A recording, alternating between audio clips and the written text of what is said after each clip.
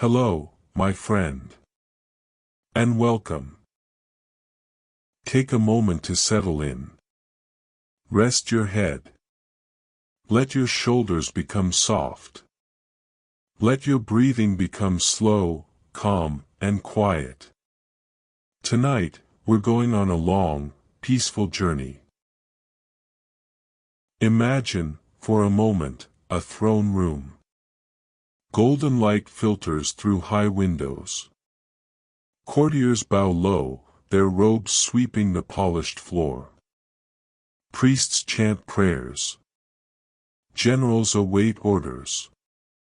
And seated on the throne, draped in royal regalia, wearing the double crown of Upper and Lower Egypt, is a child.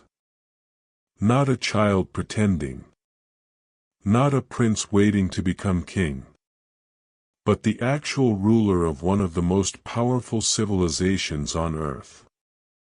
A child whose word is law, whose decisions affect millions, whose very name is considered sacred. This isn't fantasy. This happened, again and again, throughout one of history's longest-lasting civilizations.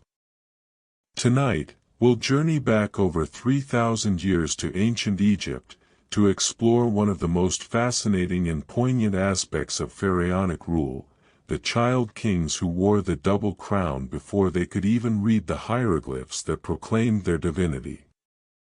Let us begin with the most famous child pharaoh of all, a boy whose tomb would captivate the world, whose golden mask would become the face of ancient Egypt itself. His name was Tutankhamun, and he became king at the age of 9.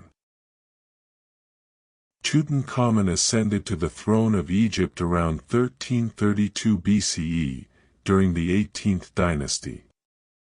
Modern analysis of his mummy, using CT scans and other forensic techniques, suggests he was approximately 8 to 9 years old when he was crowned pharaoh. He would rule for roughly 10 years before dying around age 18 or 19, under circumstances that remain mysterious to this day. Picture a child, barely old enough to understand the weight of the crown placed upon his head. In our modern world, a 9-year-old is in elementary school, playing with friends, learning to read chapter books. But in ancient Egypt, this same child was considered the living embodiment of the god Horus, the earthly representative of the sun god Ra, the bridge between the mortal and divine realms. How does a child bear such responsibility? The answer lies in understanding that no child pharaoh truly ruled alone. During Tutankhamun's early reign, real power rested in the hands of his advisors, particularly two men, who held the title of God's Father, and served as the young king's chief advisor, and Horemheb, the commander of the army. These men guided the child pharaoh through the complex rituals, political decisions, and administrative duties required to govern an empire that stretched from Nubia in the south to Syria in the north. Ancient Egyptian art from Tutankhamun's reign shows us something fascinating, images of the young king being instructed, guided by his elders. Unlike the propaganda of many pharaohs that emphasized their independent power and divine wisdom, Tutankhamun's early monuments acknowledge his youth and his reliance on advisors. But why was a child placed on the throne in the first place? To understand this, we must step back one generation, to one of the most turbulent periods in Egyptian history. Tutankhamun's father was almost certainly Akhenaten, the heretic pharaoh, who attempted to revolutionize Egyptian religion by abandoning the traditional pantheon of gods in favor of worshipping a single deity, the Aten, the sun disk. Akhenaten moved the capital from Thebes to a new city he built called Akhetaten, modern-day Amarna, disrupted centuries of religious tradition, and created powerful enemies among the priesthood of Ammonius, who had wielded enormous influence for generations. When Akhenaten died, the succession was unclear and politically fraught. Egypt was in crisis, the religious revolution had destabilized society, temples had been closed, traditional festivals abandoned, and the powerful priests of Ammonius were eager to restore the old ways. Into this chaos stepped a child, possibly chosen precisely because of his youth and malleability. The boy was originally named Tutankhaten, living image of the Aten, honoring his father's god. But this would not last long.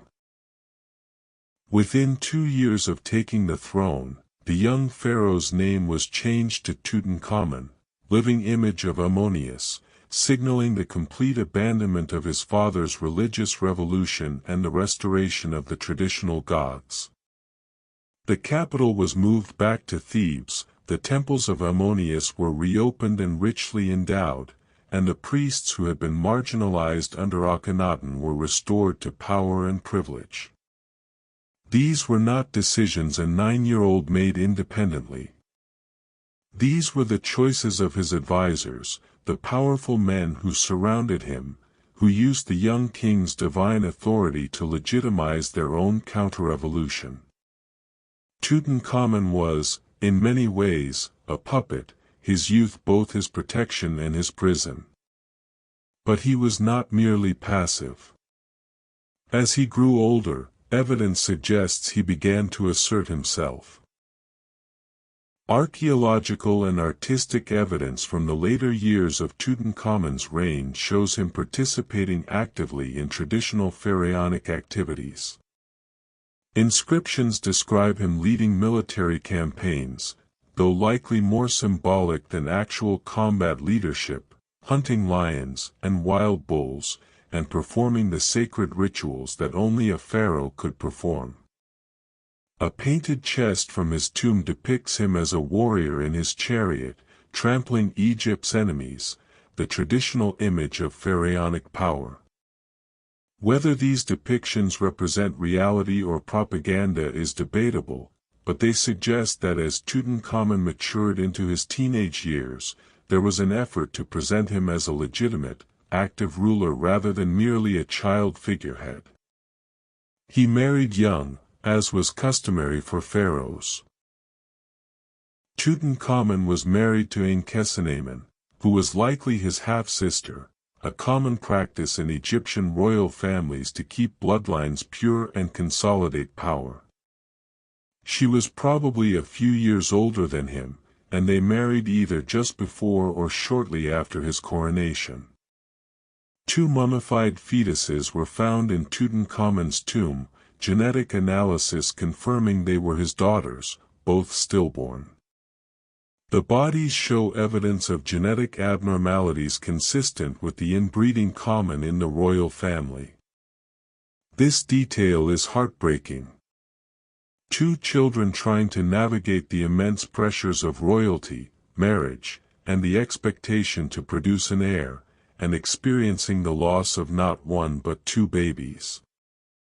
Behind the golden masks and divine titles were 2 young people facing very human sorrows. And then, around 1323 BCE, Tutankhamun died. Modern forensic analysis of Tutankhamun's mummy reveals he suffered from multiple health problems. CT scans show he had a club foot, a cleft palate, and scoliosis. Genetic testing detected DNA from the malaria parasite in his system. His left leg had a fracture that had become infected shortly before death. The combination of malaria, infection, and general poor health, likely the result of generations of royal inbreeding, probably contributed to his early death. For decades, speculation swirled about whether Tutankhamun was murdered. A blow to the head visible on his skull suggested foul play. However, later analysis concluded this damage occurred during the modern examination of the mummy, not in ancient times. There's no definitive evidence of assassination, though given the political intrigue of the period, conspiracy theories persist. What happened next reveals just how precarious the child king's position had always been.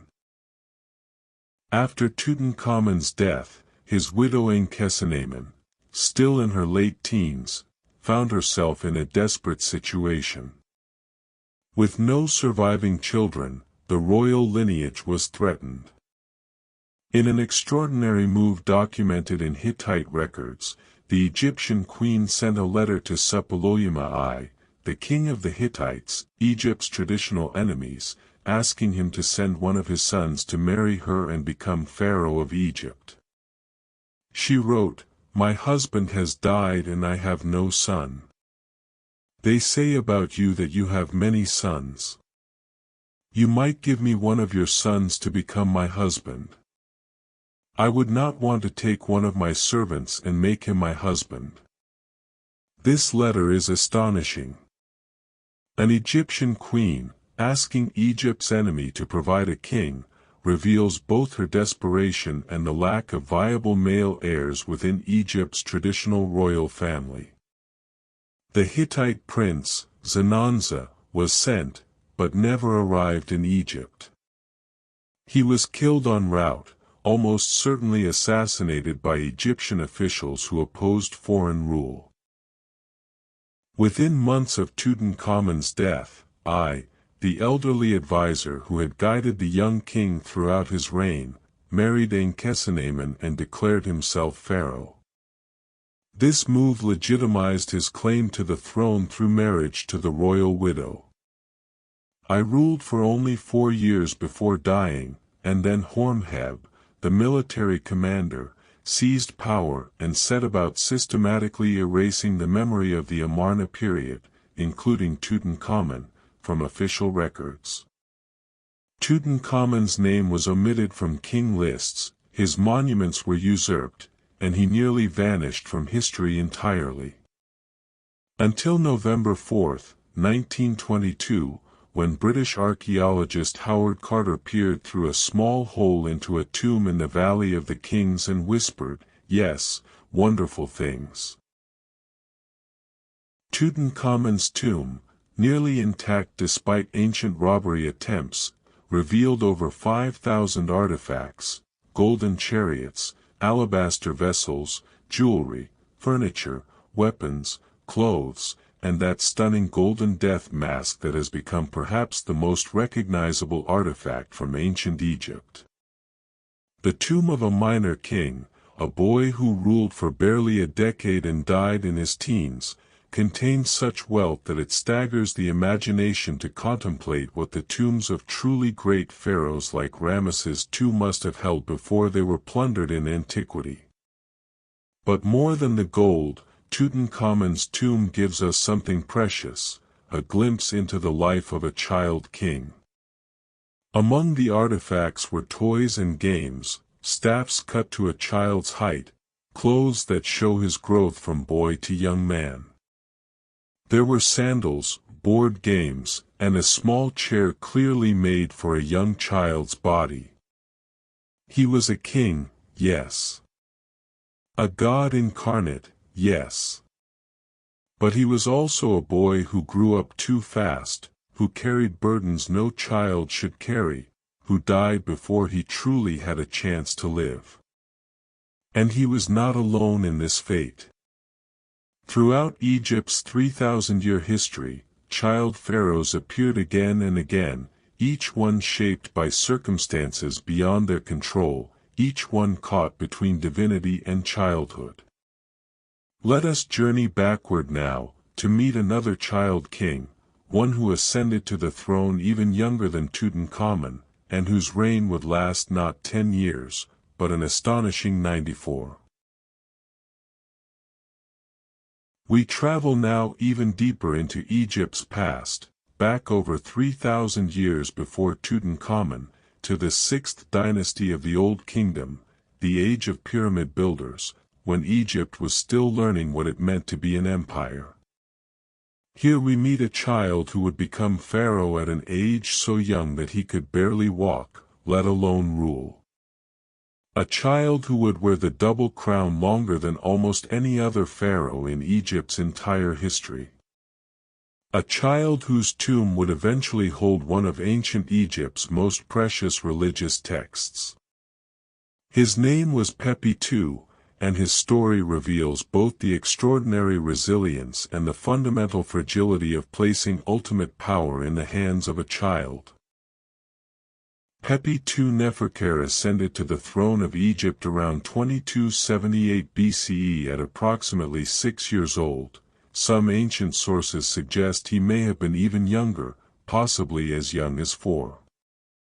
According to the 3rd century BCE Egyptian historian Manetho, whose accounts have been preserved by later writers, Pepi II ruled for an extraordinary 94 years, making his the longest reign of any monarch in ancient Egyptian history and possibly the longest documented reign of any sovereign in human history.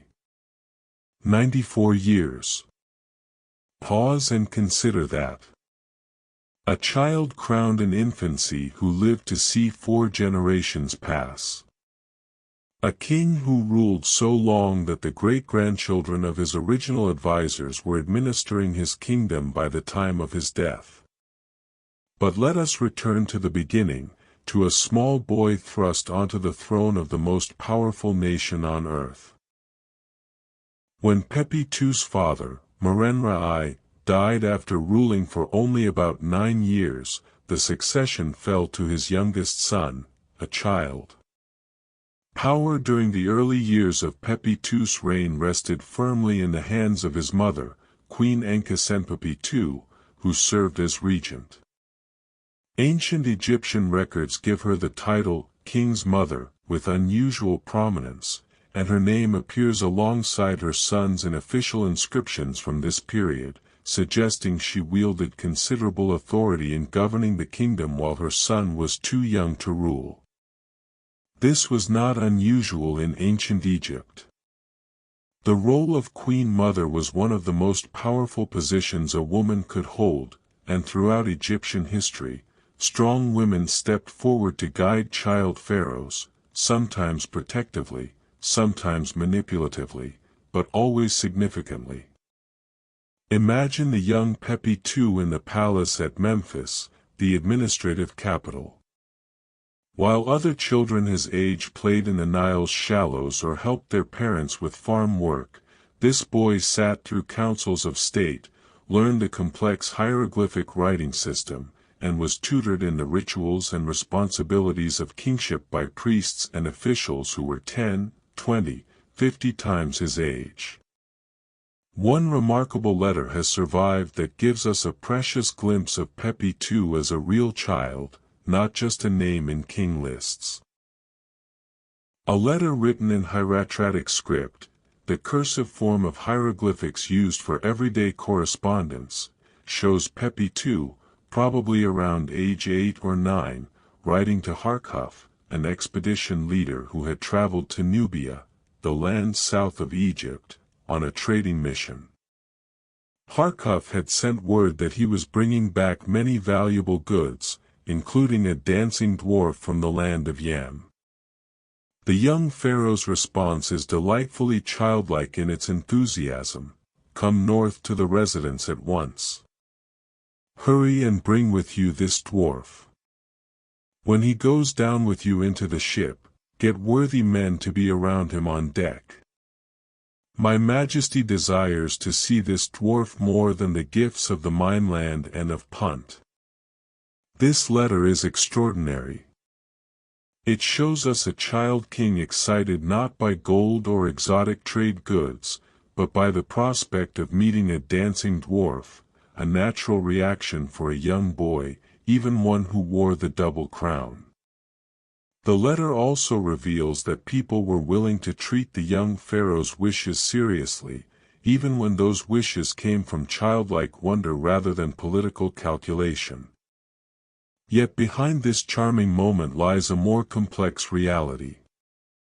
The letter continues with Pepi II instructing Harkhuf in meticulous detail about how to care for the dwarf during the journey, showing that even in his youth, the boy had been trained to give orders, to think about logistics, to exercise authority. As Pepi II grew from child to teenager to adult, Egypt prospered, at least for a time.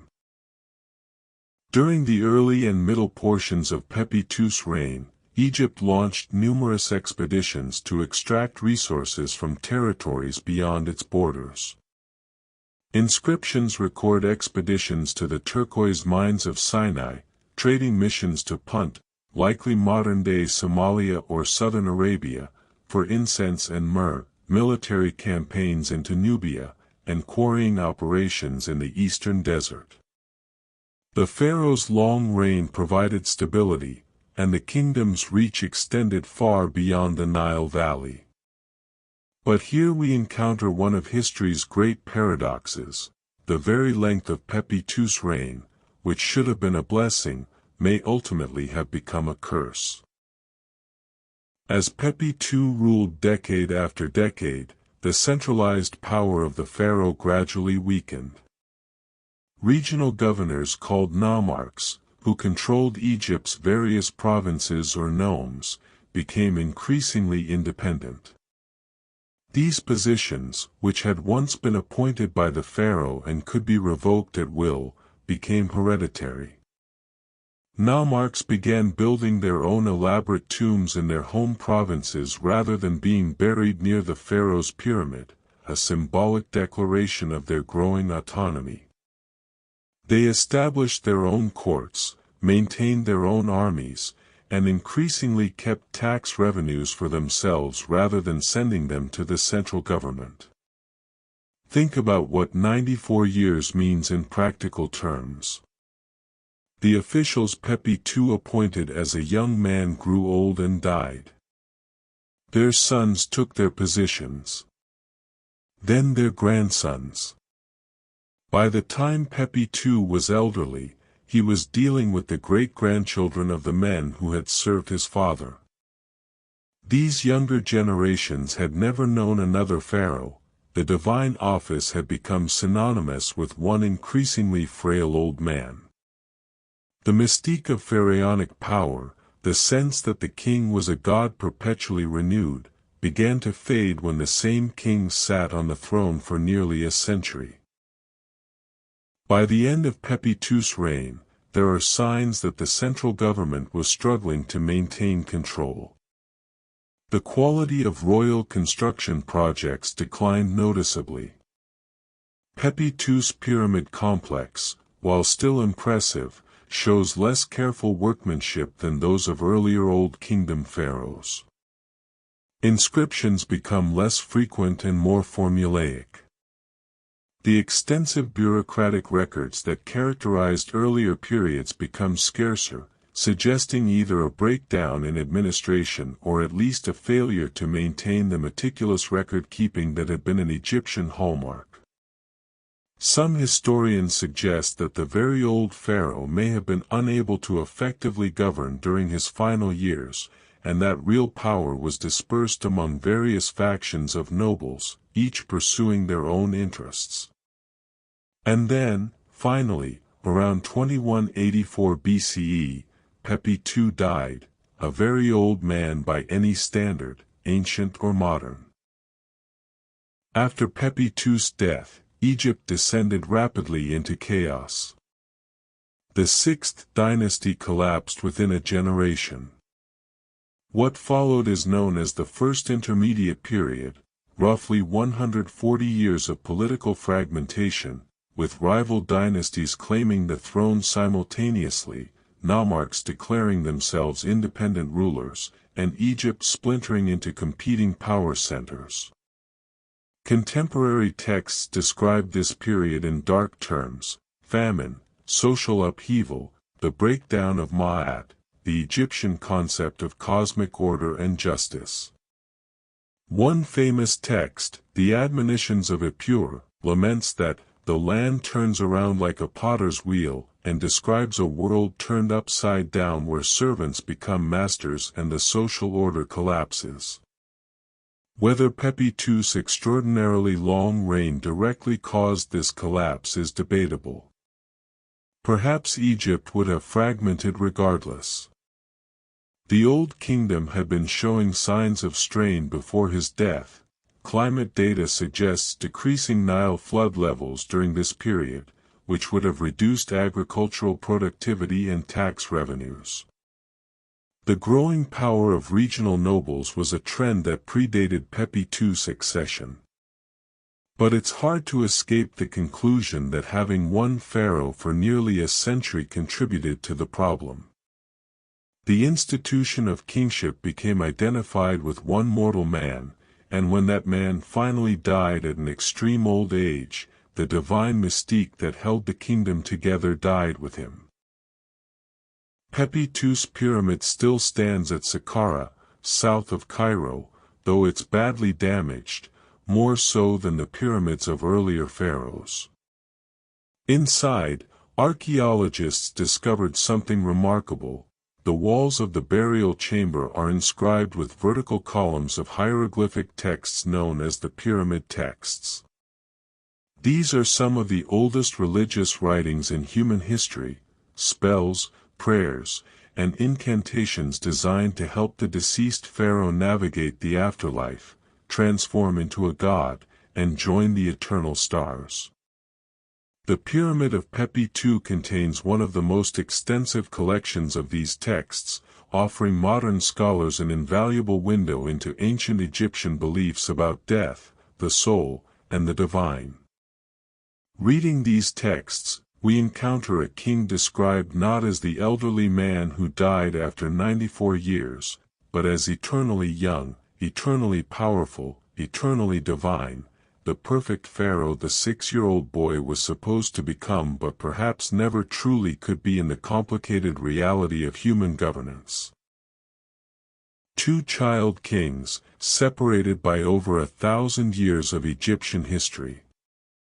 Tutankhamun, who became pharaoh at 9 and died at 19, barely enough time to transition from childhood to adulthood. Pepi II, who became pharaoh at 6 and died perhaps in his late 90s or even past 100, so much time that the world transformed around him while he remained constant, until that constancy itself became a problem. Both were thrust into power they were too young to wield. Both had their childhoods consumed by the demands of divinity. Both relied on advisors and regents who held the true power while the child pharaoh provided divine legitimacy. And both, in different ways, reveal the fundamental tension at the heart of Egypt's political theology. The Egyptians believed their pharaoh was literally a god, Horus incarnate, son of Ra, the bridge between mortal and divine realms. This ideology provided extraordinary stability to Egyptian civilization for 3,000 years. But what happens when the god is a child who cries when frightened, who gets excited about dancing dwarfs, who must be taught to read and write like any other student? The Egyptians found ways to manage this contradiction. Regents ruled in the child's name. Advisors guided their decisions. Priests performed the rituals the child couldn't yet understand. And gradually, year by year, the child grew into the role, or at least, grew accustomed to wearing the mask of divinity, even if they never fully became what the theology claimed they already were. But these weren't the only child pharaohs Egypt would know. There were others, scattered throughout 3 millennia of history, each with their own story of childhood interrupted by the weight of the double crown. And perhaps strangest of all, Egypt sometimes had not just a child king, but a child queen, a girl placed on the throne in her own right, not as regent for a male heir, but as pharaoh herself. We journey forward now through the currents of time, past centuries of pharaohs, through periods of glory and conquest, through foreign invasions and native resurgence, until we arrive at the very end of ancient Egypt as an independent civilization. Here, In the twilight of a culture that had endured for 3,000 years, we find perhaps the most remarkable child ruler of all, not a boy this time, but a girl. A teenager who would become one of history's most famous women, though we remember her for her adulthood rather than her youth. She was brilliant, charismatic, and ruthless when necessary. She spoke multiple languages, commanded armies, and negotiated with Rome itself. But when she first wore the double crown, she was just 17 years old, thrust onto a throne she would have to share with her younger brother, a boy of 10. Her name was Cleopatra VII, and her story reveals what happens when a child ruler possesses not just political ambition, but genuine genius. Cleopatra VII Philopator was born around 69 BCE into the Ptolemaic dynasty, a Greek royal family that had ruled Egypt since Alexander the Great's general, Ptolemy, claimed the country after Alexander's death in 323 BCE. When Cleopatra's father, Ptolemy XII, died in 51 BCE, she became co-ruler of Egypt at age 18 alongside her younger brother, Ptolemy XIII, who was only 10 years old. According to Ptolemaic tradition and their father's will, Cleopatra and her brother were also married to each other. The Ptolemies had adopted the Egyptian royal practice of sibling marriage to keep power within the family. But this was a marriage in name only, a political arrangement. The real question was, who would truly rule Egypt? On the surface, the answer seemed obvious. Cleopatra was older, more experienced, and far more capable than her child brother.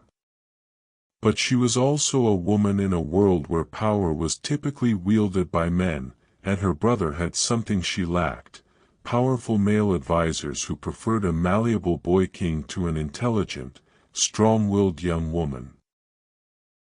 Within 3 years of their joint rule beginning, Cleopatra was forced out of power by a group of advisors loyal to her brother-husband, led by the eunuch Pothinus, the general Achillas, and the rhetorician Theodotus. By 48 BCE, when Cleopatra was only 21 and Ptolemy XIII was 13, she had been driven from Alexandria and was in exile, gathering forces in Syria to reclaim her throne.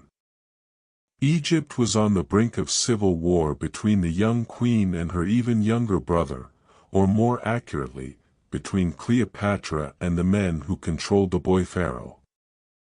This was the situation when one of history's most pivotal figures arrived in Alexandria, pursuing his own enemy after a devastating Roman civil war.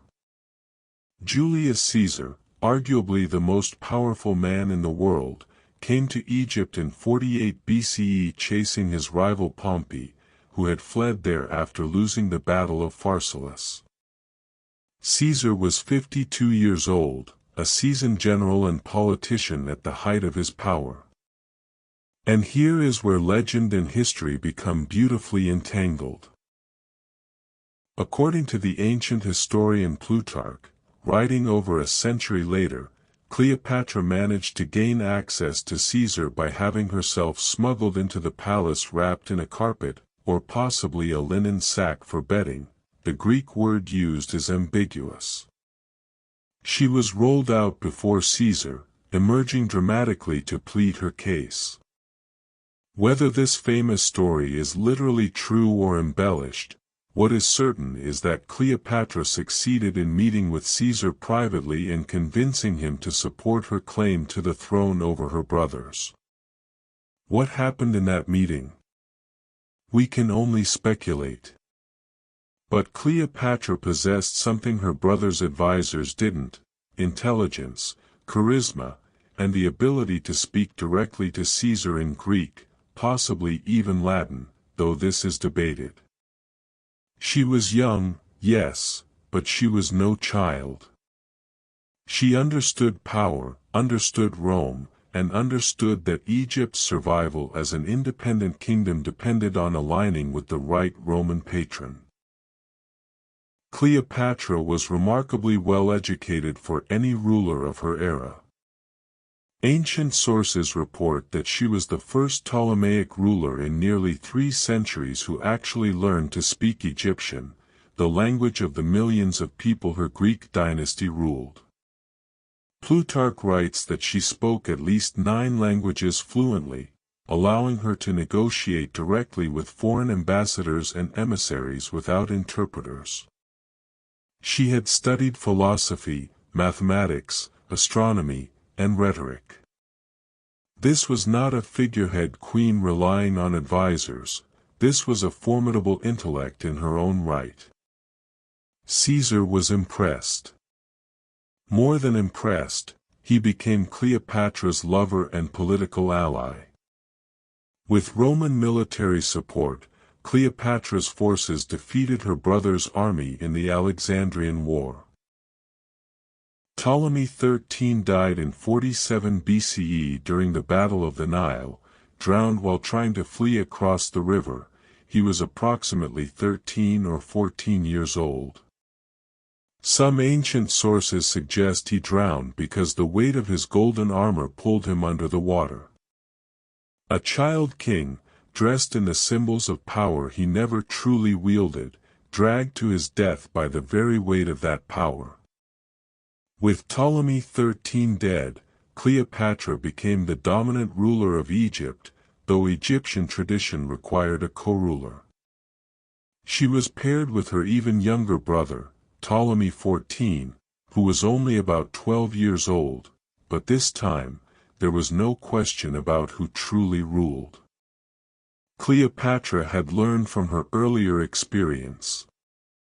The boy pharaoh was merely a ceremonial necessity. In 47 BCE, Cleopatra gave birth to a son whom she named Ptolemy Caesar, known to history as Caesar Ion. She claimed Caesar was the father, though Caesar never officially acknowledged paternity.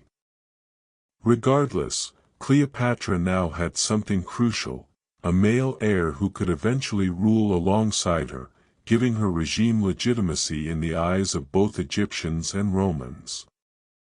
But her younger brother husband would not live long enough to see Caesar Ion grow up. Ptolemy XIV died in 44 BCE at approximately 15 years old, shortly after Caesar's assassination in Rome. Ancient historians strongly suspected Cleopatra had him poisoned to clear the way for her son Caesar Ion to become co-ruler. Whether this is true or not, and we'll never know for certain, Ptolemy XIV's death was certainly convenient for Cleopatra's plans. With her brother husband dead, 3-year-old Caesar Ion was elevated to co-pharaoh as Ptolemy XV, giving Cleopatra complete control as regent for her young son. For the first time since becoming pharaoh at 18, Cleopatra ruled without a potentially threatening co-ruler.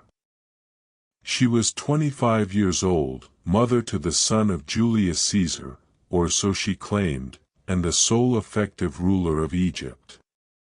But Caesar's death had plunged Rome into another civil war, and Egypt's fate remained tied to Rome's power struggles.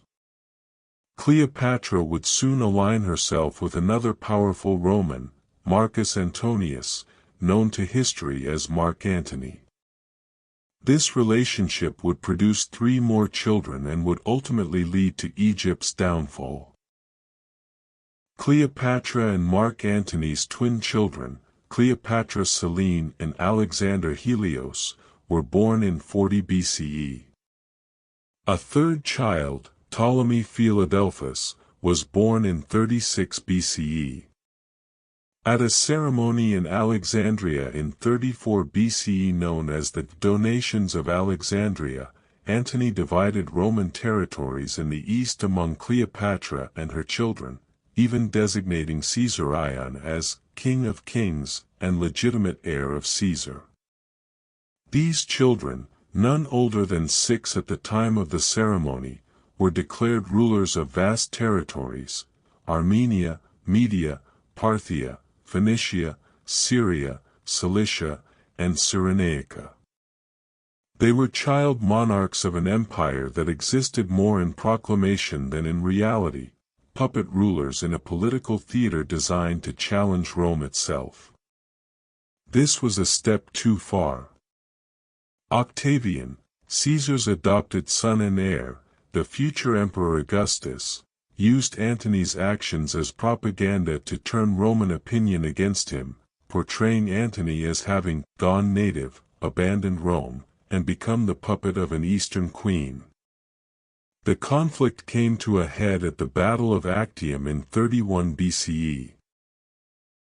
After Antony and Cleopatra's forces were defeated at Actium, both committed suicide rather than be captured by Octavian, Antony by stabbing himself, Cleopatra by the bite of an asp, though modern historians suspect poison rather than snake bite. Cleopatra died in 30 BCE at age 39. Caesar Ion, who was 17 and technically co-pharaoh with his mother, was hunted down and executed by Octavian's orders. Octavian reportedly said, "Two Caesars are one too many."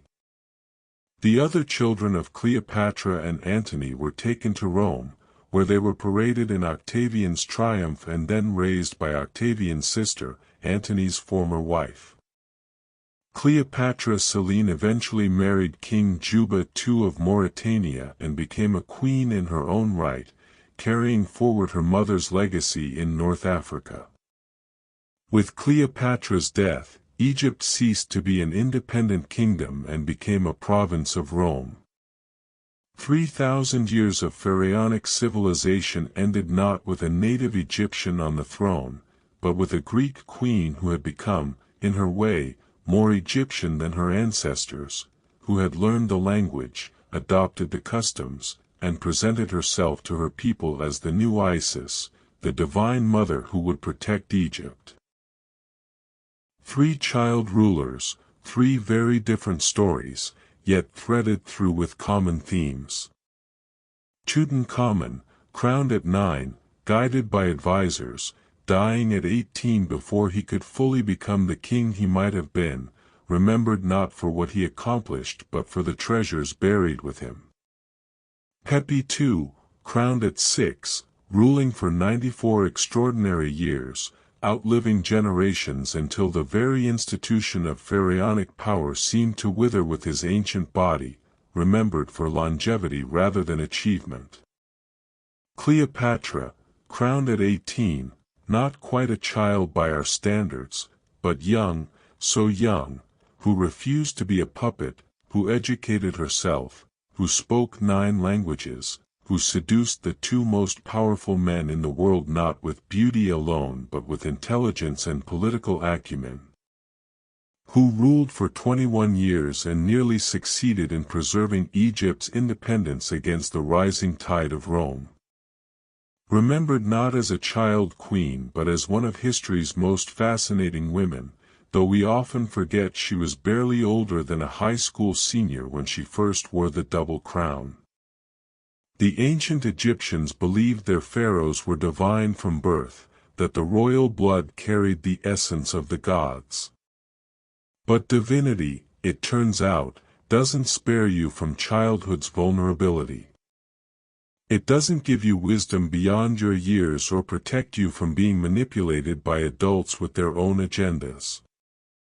It doesn't make the crown any less heavy on a small head, or the throne any less vast and lonely for a child sitting alone.